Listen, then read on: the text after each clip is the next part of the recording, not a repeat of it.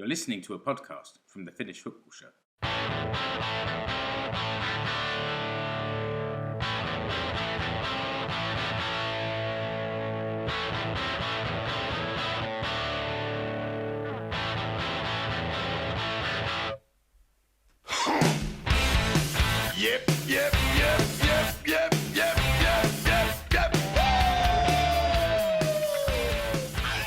Hello and welcome to the Finnish Football Show. Today it's our absolute pleasure to welcome another special guest to the show, a versatile left-sided player with 2 Veikkausliiga Championships and the Suomen Cup to his name, a Finland international with 20 caps. Tervetuloa, Juha Pirinen. Thank you so much. Kiitos. It's a great pleasure to have you with us, Juha. We've been talking about the idea of trying to get you onto the show for quite some time. But yeah, it's great to finally have you here. So thanks for giving us your Sunday evening and spending a bit of time to talk through your career and chat with us, mate. We really appreciate it. Thanks for inviting me for the show. Really appreciate it. No problems. I mean, if we start most recently, you've recently completed the Greek Super League season. I believe you're back home in Finland now on your holidays. But Greek Super League, your Volos FC side made it into the top 6, and you competed in the championship playoff. So I mean, that must have been super exciting for you guys. You featured in over half of this season's games yourself for Volos. How did you find the whole Greek football experience, Juha? Well, I signed there last summer. It was amazing to sign there. You know, it was amazing season also. As you said, we end up in the top 6 in the playoffs. We made a history as a team. It was like great season for us. Everybody was really happy. You know, like it's the new team, but still we made it, and like also the owner was really happy the way we played and the way we performed. It was really good. And as you said, I also played 24 matches, and I'm really happy that the minutes and how I performed. It was fun season. How are those crowds out in Greece? It was amazing. You know, the last game of the season was against AEK Athens, and you know, it was amazing atmosphere. Like 40,000 people. They had like fireworks, bombs. Like totally different than in, let's say, in Scandinavia. They are so fanatic, and also, you know, like if they win us or play draw, they will become a champion, and they did it in the last game of the season. And there was also a lot of people outside the stadium because obviously the game was sold out, and all of them couldn't enter the stadium, so they stayed outside, and you could hear them chanting outside also. It was it was amazing. It's crazy. I mean, we've anyone who follows you on Instagram will be sure to see your posts and the way that you put the behind the scenes pictures from what happens from the dressing room and on the pitch, and sometimes there's photos of the fans and stuff. So yeah, that's some really great stuff you put on there, mate. It really gives us like a look behind the curtain to see the life of the football experience over there in Greece, mate. So yeah, thanks for that. Yeah. Also it was just before the match, you know, like we came into the field, and you know, like we were waiting for the kickoff, but they were too much like smoke or something. We couldn't. Yeah, it was like 15 minutes late, you know, because too much fireworks, you know, like the commentators started to say that stop like setting those fireworks up, you know, like we cannot start the game before you guys stop it. It took like maybe 15 minutes, you know. It was. Yeah. I saw some picture from the sky, you know, like the whole stadium was like in a smoke. Yeah, that's so cool. That's cool. I mean, we love all that stuff, and to hear about the different atmosphere across the world from you guys and the other Finnish players. It's so interesting. But if I can take you back to the beginning, Juha. Yes. You were born in Valkeakoski, I believe. Played junior football at the classic Finnish club FC Haka.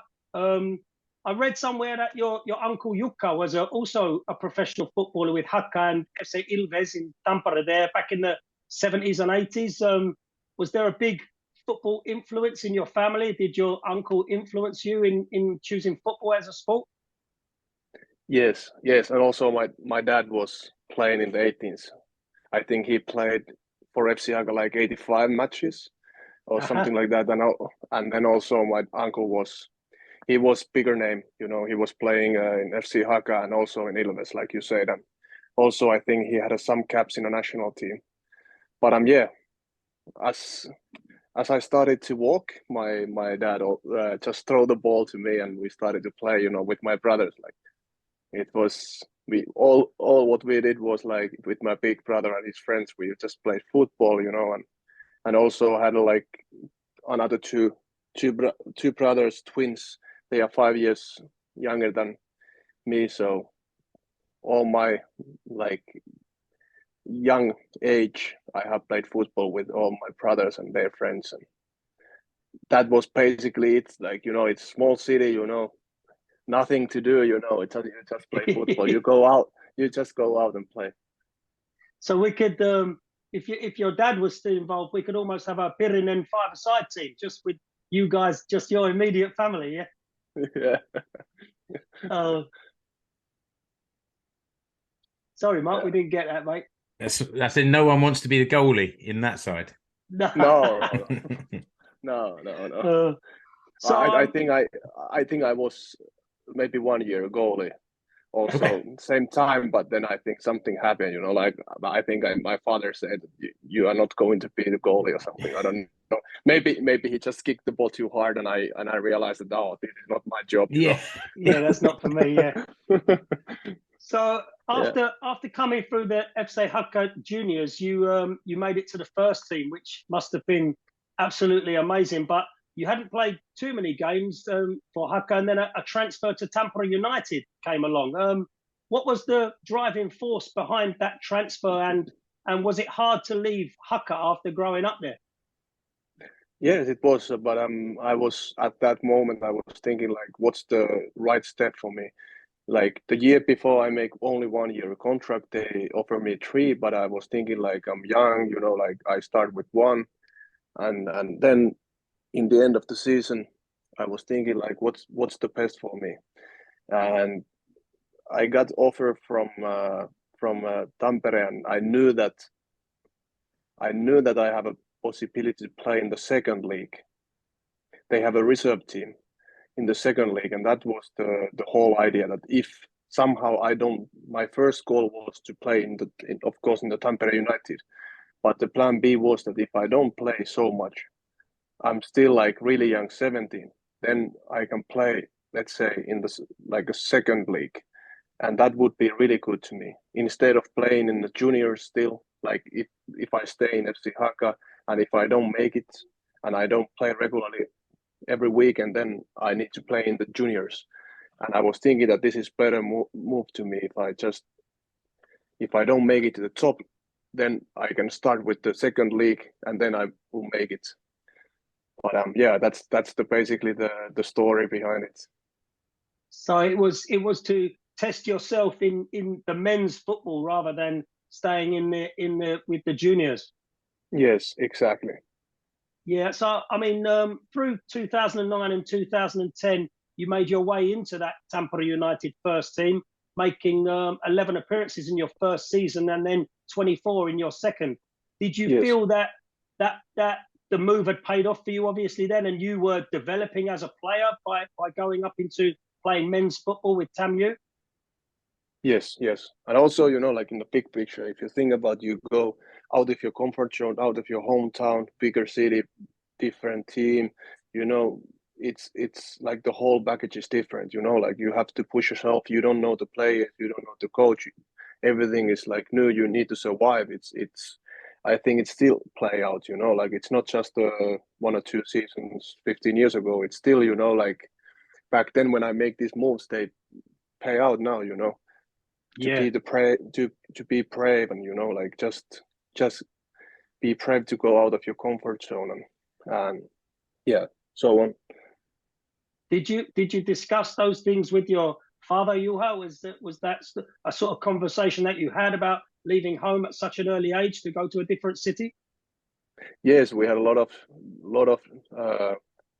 we talk a lot, you know, like always we were open and we communicate, you know, and that's, I think it's still like this, you know, like we talk a lot about the moves and transfers and the games, you know, and you know, everything about the life generally, you know, and football also.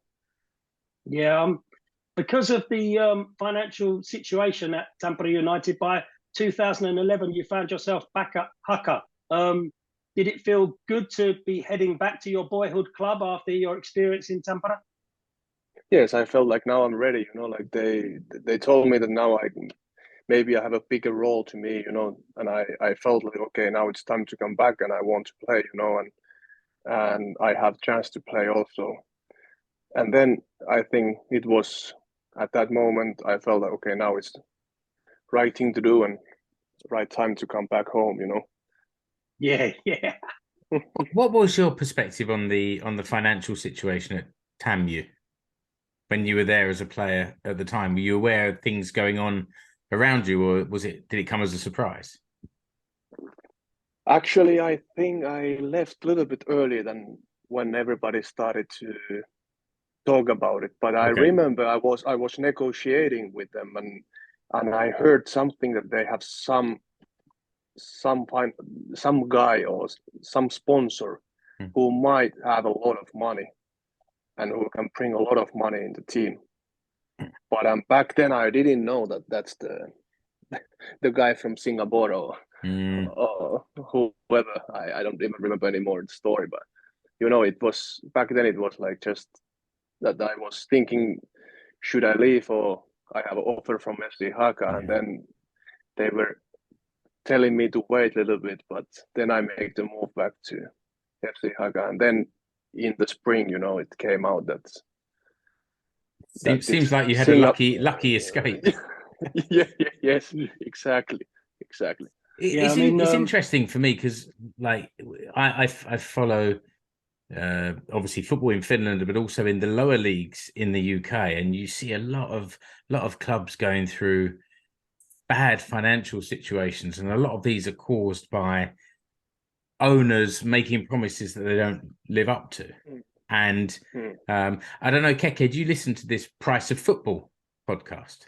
Yeah, I have done sometimes. I'm addicted to it. I can't get enough. Like hearing people talking about what's going on, the finances of football, and you know that you see the headlines in the papers, but then you get the background. So it's kind of interesting to hear that this was a similar situation 13 years ago or whatever.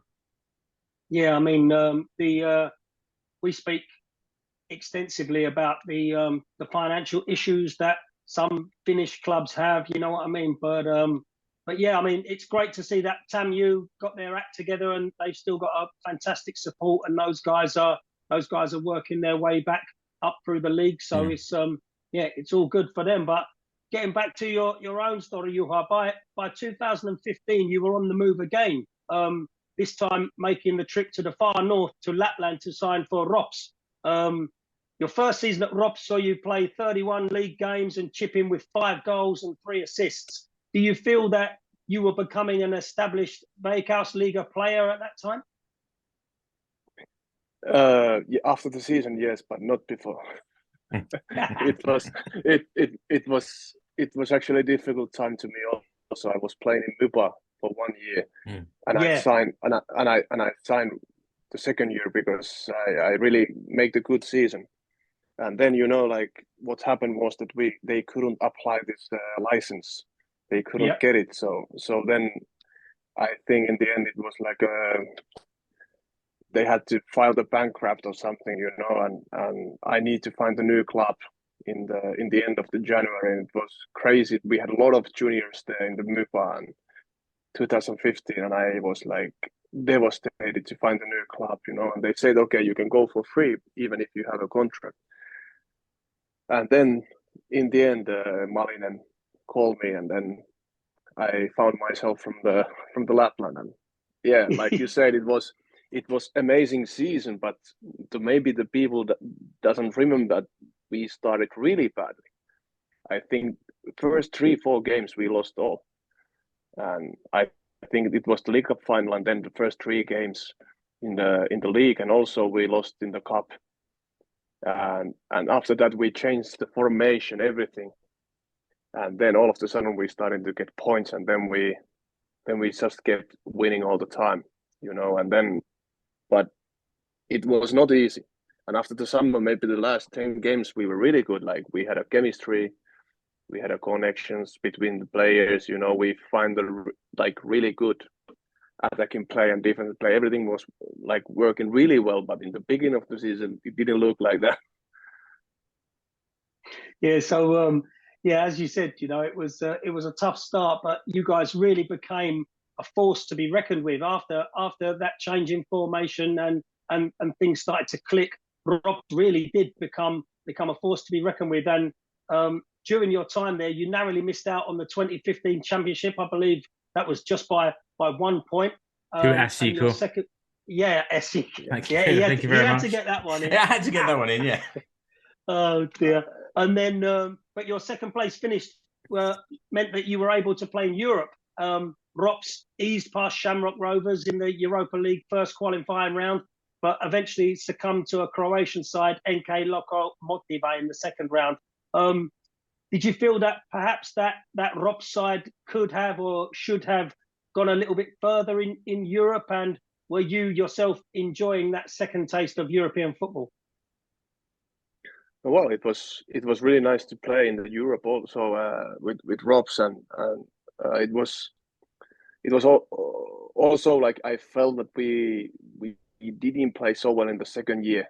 Like we had a amazing in the like the end like in the end of the season, the 2015, and then we lost a couple of good players, you know, and maybe I felt like 2016 we didn't have so good team, and the chemistry was not there. But still, I think it was okay season for us, but it was not like 2015, and that's the many times the problem, that when you make amazing season, you cannot keep all the key players, and when you get to the qualify to the Europe, then you have already missed a couple of players and you don't have them anymore. And then when you are a small club, you come from Finland, it's really difficult to compete in the Europe, and you have to play really well as a team, you know, to make it, and you have to keep all the best players, or you have to get another really good replace, like the players who replace the players who leaves. Yeah, I mean, just for as you said, you know, for a so-called smaller nation on the European stage, Finland, to have clubs even competing in European competition must be, for you yourself as a player, to walk out representing your club in Europe, it must really be a special feeling, though. Yes, it is. I was 2008 the first time when I was playing FC Haka. We played in the I think it was UEFA back then, you know. And I was also I remember when we played Cork City, I think, at home, and then we played in Brøndby away. I was there also, but I never get any minutes. But I was there, you know, like, and I was thinking that someday I want to play these games, you know. Yeah, I mean, your own good form at Rops saw you rewarded with a call up to the Finland national team. You'd been involved in some under-19 squads, I believe, but how did it feel you had to get that call from Hans Backe, if indeed it was Hans Backe who called you, to say that you would join up with the A national team? How did that feel? Well, it was great honor, you know. I couldn't believe it, you know. It was funny. I already booked the flights to Dubai for 2 weeks with my holiday with my girlfriend, or now it's wife, but back then it was girlfriend. And then I got, just before the Christmas, I got a phone call that I get call up for the national team, and I was like, oh, I remember that I was in the house, I was watching my wife, and I was thinking that, like, she was looking at me like, what's going on? I was thinking like, I was just thinking about the dates, I am the Dubai first 7-8 days, and then I need to go to Abu Dhabi, for the national team. And I was like, how can I do this? Because I have a vacation for 14-15 days, And then in the end, I was, they are still laughing at me because the first time the Piri comes to the national team, and then he brings his girlfriend to the national team hotel, to the camp. Oh my goodness! So we were there like in Dubai with my girlfriend, 8 days, and then we took the taxi and we went to Abu Dhabi, and she stayed in the hotel, and I was training with the national team. So it worked out quite well then in the end. Yes, in the end. Your girlfriend or wife got her holiday, and you got to play with the guys, disappear for a few days and play some football and put your Finland jersey on. So that was pretty cool. Yes, in the end it worked really, really well. But in the beginning I was stressed out. Yeah, I bet. How you have to tell us, how was that then? Walk into the team hotel with your girlfriend in your arm, and you say, "Hi guys, I'm here with my girlfriend." That's why they say that the Finnish Lata sometimes in the national team, those old players, like, they're laughing at me, man. Like, how it's possible that you bring your girlfriend to the national team? First ever call up. Yes, it's pretty cool. That's a cool story. I mean, but I guess we've talked really extensively on this podcast over the years about the team spirit of the Finland team, and I guess that just shows that even that situation, so great team spirit that you can feel comfortable enough to take your girlfriend to the national team hotel. That's really cool.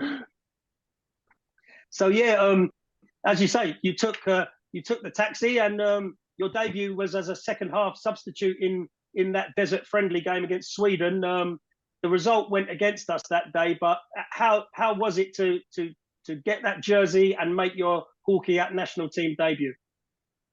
Yeah, it was amazing.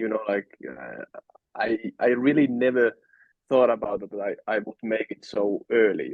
Like from Robs. I was thinking that, okay, I need to play abroad. Like I was all the time thinking about playing abroad. And then maybe someday I will get call up, and then all of a sudden, after a good season in Rovaniemi Robs, I got the call up, and I was like, all of a sudden I was playing against Sweden, and I was like, wow, I want to get this feeling, to wear the Finnish national jersey on and compete, and help the Finnish country to go to the Euro. So.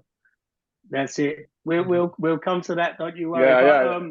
I wanted to ask Keke that, like, we're talking about being selected by Hans Backe and his team, and that for us to watch, sometimes it was hard work to watch, and the Backe era is not looked on as fondly maybe as the Rive era at the moment.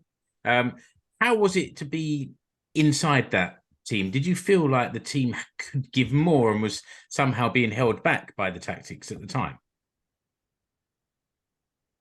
Yeah, it was.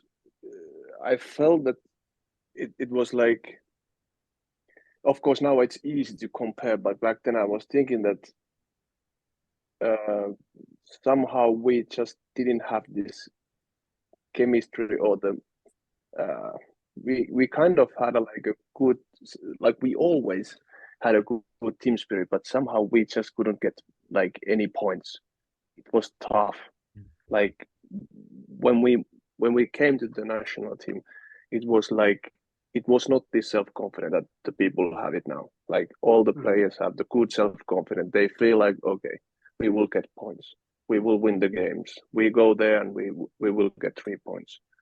We will win the game. But back then it was different. It was, everybody was a little bit nervous, maybe. Hesitating. How does it work out? And can we win this it was just a different mindset. Yeah. It's difficult to describe, but it was just different. Yeah. Okay. Yeah. I think after that debut, you had to wait something like a year for your next involvement. But after featuring in 2 more friendlies, by the time the World Cup qualifying campaign came around, you were a fully fledged squad member. Did you feel comfortable making the transition from Veikkausliiga player to international football? How was that transition? Yes, I really felt, and I felt that I need to. I was thinking that now I'm at the moment of my career that I just need to take the next steps. I need to get abroad. I saw the players, I saw them, like the level of them, you know, and I felt like, okay, I can play also abroad. It gave me the huge boost of self-confidence. It changed all like my mindset, like that. Okay, I'm good enough to play abroad. I just keep doing, like, training really well, you know, and performing, and then I will deserve it someday for sure. And in the end, it happened. But you know, like, it's when I get to the national team, it changed my mindset. I was not thinking small anymore. I was thinking much bigger. That okay, I really, like, I started to believe that I have a really chance to play abroad. When you were playing for the national team, who was there a particular opponent you played against that you thought you had a good game and that gave you that boost, or maybe even who was the most difficult opponent you played against in those international games? I felt like generally it was just the atmosphere, the environment within our own players, like within the teammates, that I saw that okay, Pukki is. I was comparing myself to other players, like okay, Pukki is playing there, Radetski is playing there, let's say Petteri Forsell is playing there, and Schüller is playing there. And then I started to feel okay, I have a chance. If I do well, I have a chance to play abroad. Like it was just you know, like generally the teammates of the national team that made myself thinking differently. And of course, yeah. It's interesting because you know, obviously your move abroad did come, but after 80 or something games for Robs, the next move you stayed in Finland. You signed for arguably Finland's biggest club, HJK Helsinki. Before we get to talk about how that move came about and if it was an easy decision for you to leave Robs and sign for HJK, so you touched on it there, Juha. But so playing abroad was always a big thing for you, a big dream to know that you had. Was that like the rubber stamp that you had made it as a footballer to be playing in a league away from Finland? Yes, it was. I think it was. I was 12 years old, and I have an interview in my hometown's newspaper, and they asked what's your goal as a football player, and immediately I answered playing abroad. And I still have this. I think my father or mom, the clipping, I don't know, but it's still in their house, you know. And sometimes when I tell this story, they are always saying that you said wrong. It's not correct. It was 12, not 13 years old. You were 12. But yeah. Did you have a particular team that you supported overseas that you wanted to play for, like the dream club, or? I did have, but I think I didn't make it. It was Real Madrid, you know, setting yourself quite high targets there. Yes, 1996. Since then, I have been following Real Madrid. It was because Roberto Carlos signed for Real Madrid 1996, and when I was young, I was left back like 6v6 games, and I was like short and like just.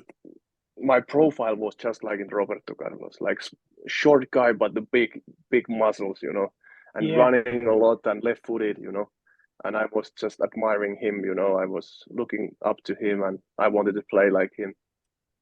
Nice. That's cool. Yeah, you need to dream big. But before we get to talk about you moving abroad, let's talk about your time at HJK. I mean, they were going through a bit of a rebuild after missing out on 2 championships in Veikkausliiga, and you then signed and became a stalwart of the defence for the next 2 years, playing the majority of games at left back, and you were rewarded with 2 Veikkausliiga Championship winners' medals and also a Suomen Cup.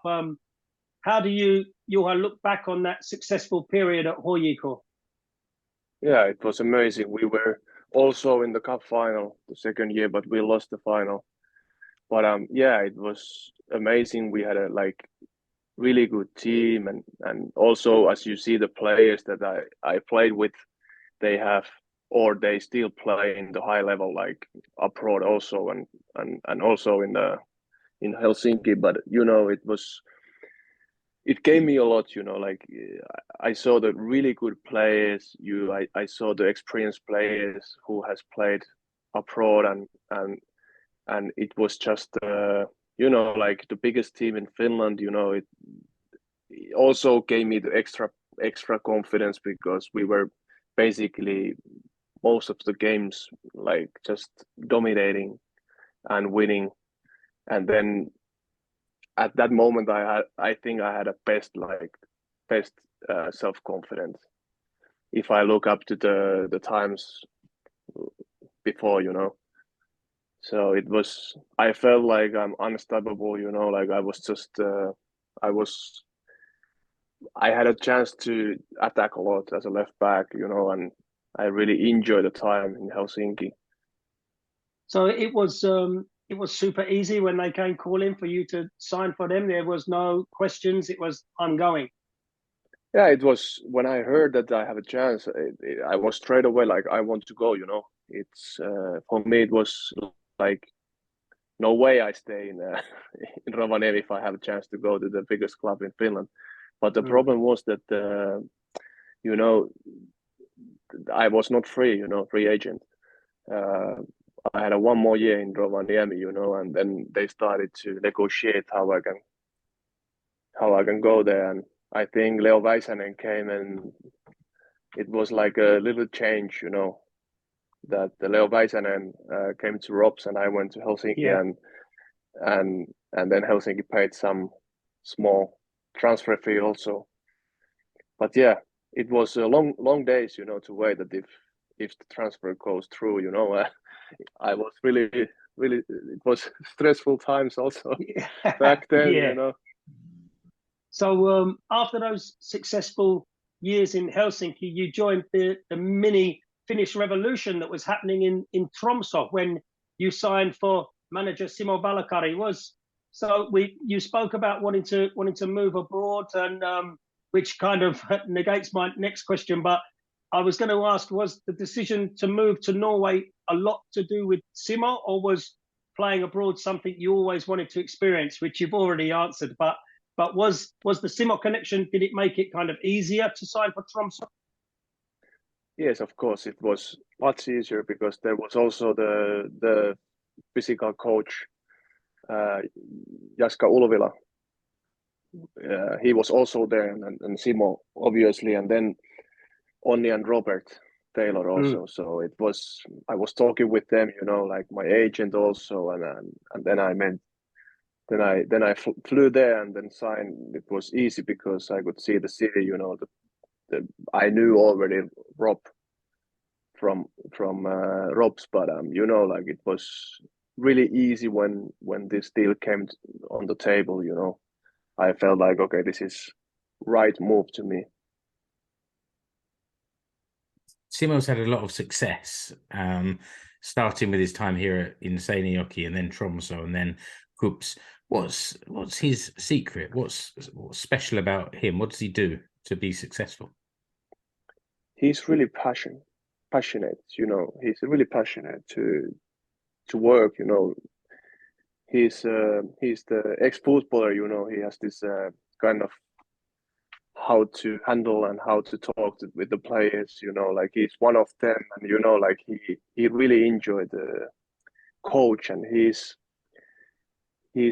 tactically he's smart, but also he can improvise on the field. Like he knows how to motivate the players, and I think these are the key factors that he has been really successful. Yeah, he's doing okay. I think he's in Latvia at the moment, I believe, and doing okay over there. you stayed at Tromsø Juha for the 2019 season, and then you were on the move again. This time signing for Slovak Fortuna Liga side AS Trenčín, if I pronounced that correctly. Yeah, was it easy for you to move away from the Nordic region? I mean, I guess going to Norway, people you knew, other Finnish guys there, it wasn't so difficult. But to go, to go to Slovakia, new language, new culture. How was that? It was nice experience, like it was a little bit different, it was more the south from Scandinavia, it was nice experience, totally different mentality, different climate also, and I really started to enjoy, the warmer days, winter was not so cold, like it was more dry, I really felt like I felt home, also there. It was easy to adapt, and I really liked to play in Slovakia also. Also, the beer was good, the Czech beers, it was fun to taste sometimes. Yeah, I mentioned your own Instagram, and I remember when you were at Trenčín, there was like videos from the parties in the changing rooms after you guys had won and stuff like that. It seemed like the atmosphere in that locker room was really great. You guys seemed like so together from your time in Trenčín there. Yeah, it was good. Like we had a lot of players, like all over the world. And it was really nice. It was good actually. The guys, a lot of African players. They bring always a lot like laugh and jokes and different style, Yeah. And sure. It was really nice experience. So I think you played something like 62 times for Trenčín and scored a couple of goals. And obviously you said there you really enjoyed your experience. But if we can just go back to talking about your international career for a second. Hans Backe had departed, as Mark said, and then Rive Kanerva had come in as the Finland manager. Rive had included you in almost all of his squads, and you were picking up more and more game time. By the time the Euro 2020 qualifiers came around, we could see that Finland had really made some progress under Rive. Could you personally feel the difference in the atmosphere in Huuhkajat and feel that you guys were heading in the right direction under Rive? Yes, that's the. You can feel it, and you can see from the results. Like he has made a lot of like amazing work in the national team. Taking us to the Euro, and it's been like, like he find the way, to connect us, and somehow we started to get, the results, and then everybody started to believe, and then it's like a culture thing, like now it's different because the players when they meet up, they already feel that okay, we're gonna go out there and we're gonna smash the opponent if we do the right things together, like we are really strong. That's the mentality in the national team now. Yeah, I mean, everybody, like you said, you guys started to believe. Everybody who was involved in Finnish football started to believe. The momentum after the Nations League and then going into the Euro qualifiers, the momentum that we picked up, getting more and more wins and points on the board, that feeling of a wave coming was so great. You played the first two games of the Euro 2020 qualifying campaign and were on the bench for the following 6 fixtures. By the time that famous home game against Liechtenstein came around, we felt that we had one foot in the Euros, and Rive trusted you with the left back position. How were you feeling as you lined up against Liechtenstein in the Bolt Arena on that famous evening? It was maybe the best moment of my life. I don't say to my wife because we got married last year, but but that was if I need to choose one night in my life, that would be it. Oh dear! This whole week and the 90 minutes was amazing.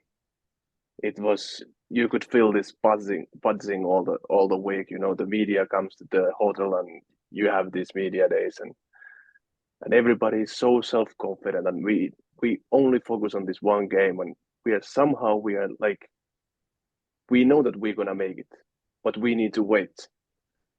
And then we wait, and until the game day comes, we are like, okay, now we're gonna make it, you know, that, and the dream come true. And then, you know, like you could see it, we were like, we didn't hesitate.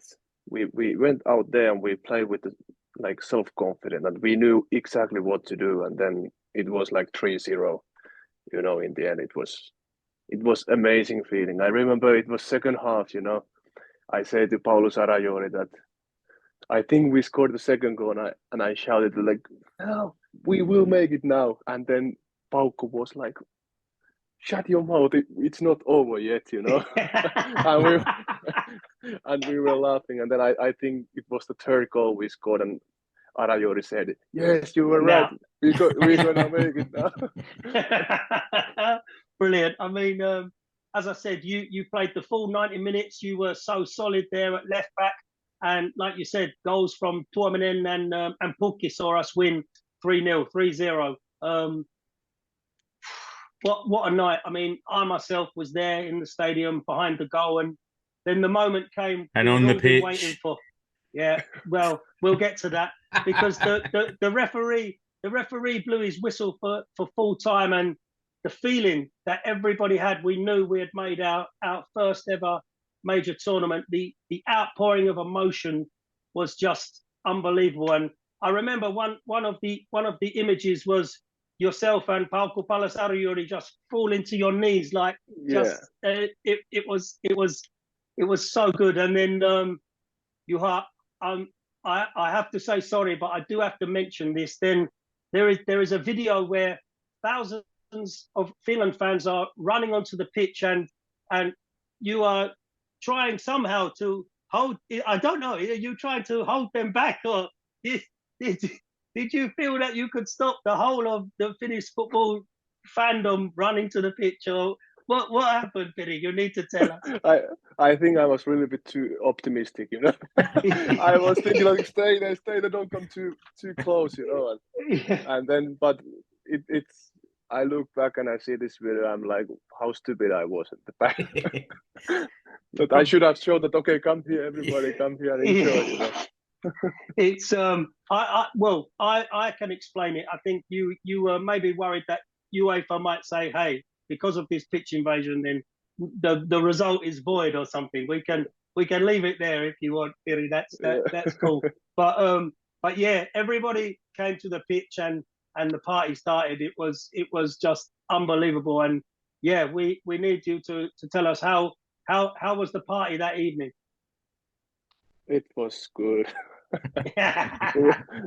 we went all in, you know, like we were really, really drunk and enjoying, you know, together. And then I remember we had to go to the Greece. I think we had a match in that's Athens, right. You know, and with a hangovers. Yeah. It was. I think we had like next morning we had a little like activation outside in the like around the hotel, you know, and everybody was feeling like sick, you know. We had a really good hangover, or bad, how do you want to put it? But yeah, it was amazing night. We went all in, and then you like we knew that, okay, we want to, you know, win also to Greece, but it doesn't matter anymore, you know. We are in the Euros, you know, and once in a lifetime experience, you have to enjoy. Make most out of it. As a professional athlete, when you go out and party like that, the next day is the hangover worse? Because I don't know, maybe because you're dehydrated, or because you're super lean, or does your fitness allow you to kind of shake it off a bit quicker? I think in the end it's maybe shakes it a little bit quicker, shakes it a little bit quicker. But yeah, I think it's not so big difference. But it's also hard to say because I've never been like really bad shape, so I cannot compare. Well, when you're 50 like me, and maybe you put on a few pounds, then you can come back and tell us how the hangovers are when you're 50. Also, I can feel it now. Like when I'm 32, turning 32 in October, I feel that now I take a couple of beers. I already feel. Just today, I took 2 beers in Seinäjoki, and I feel now okay. I'm a little bit, it's not normal, because I don't drink beers, It's good beer in Seinäjoki. That's the thing. There you go. Yeah. So, Juha, from those unbelievable highs and that little light-hearted moment we mentioned, we have to talk about something a little harder. Obviously, we had the whole COVID situation and the delay to the tournament, but when the time came for Rive to announce his Euro 2020 squad, many of us were really shocked and surprised to see that you were not selected. The Paloliitto made this really great video of revealing the names, and everybody was waiting to see where is Piri, and it just didn't come. Can I ask you, Juha, had Rive been in contact with you to explain the situation? How did you manage your own emotions of disappointment or anger while still being able to feel happy for your teammates and the achievement that you had been part of? Of course, I was really happy for the players who were involved, but of course, like I said before, it was the best night of my life, and maybe the worst was the not getting called up to the Euros, and it still feels vicious, but I think I have moved on, I can handle this pain already, but this is part of the football. You never know, Once you are the star, the next morning you wake up and you are the worst. It's, of course I was disappointed. Generally, I was thinking that I will get the call up and I will deserve it, but they make the coach make the decision, and I need to appreciate it. I mean, this may sound like a silly question, but as you watch those games, I mean, I'm assuming you watched those games. Did you feel that you yourself could have contributed? Yes, of course.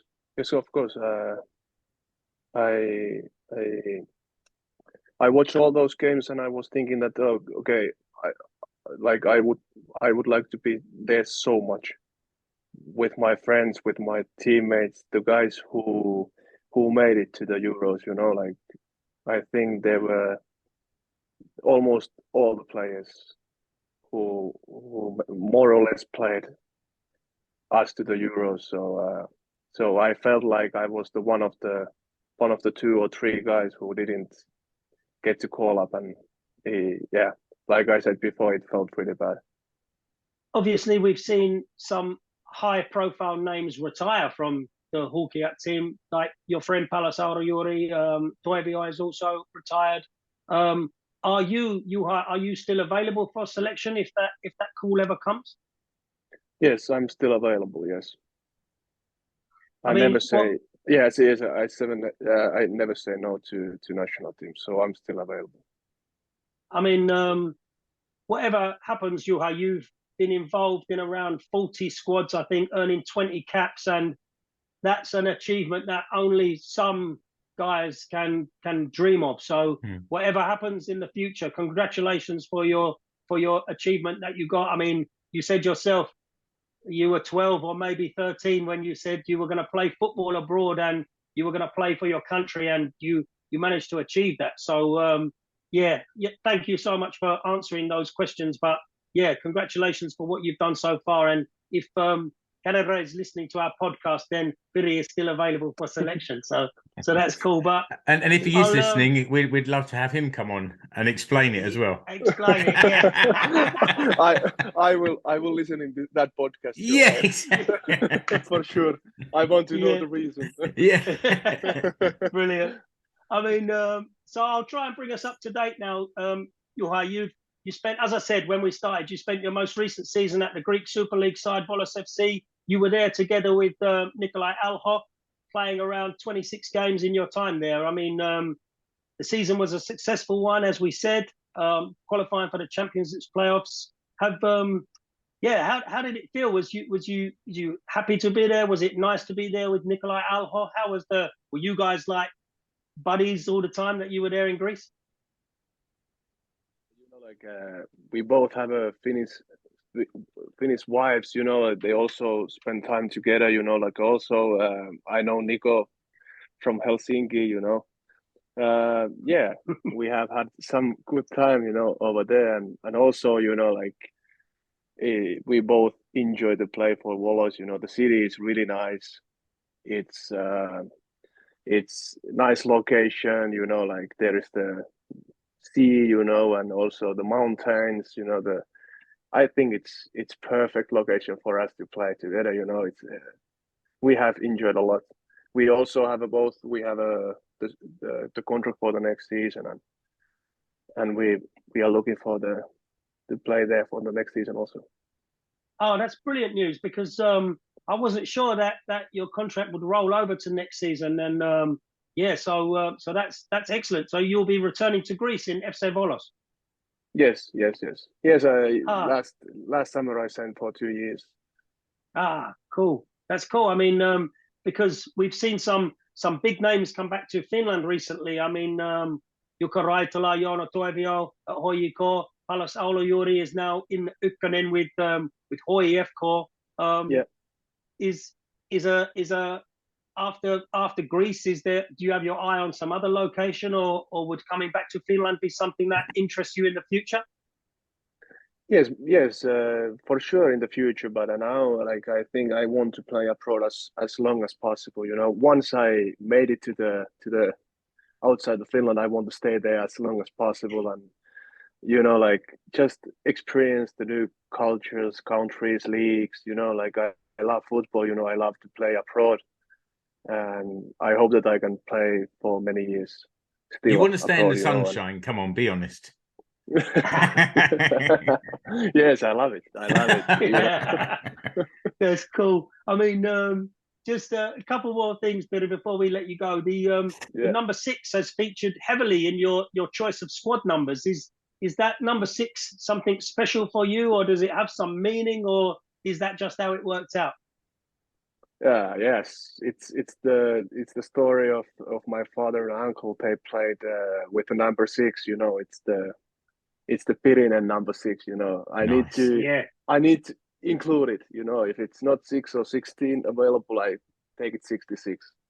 Yeah, and that's how it has been now. 6, 16, or 66. Nice. That's nice. So it's the family Pirinen 6 is the legend. Yeah. Yes.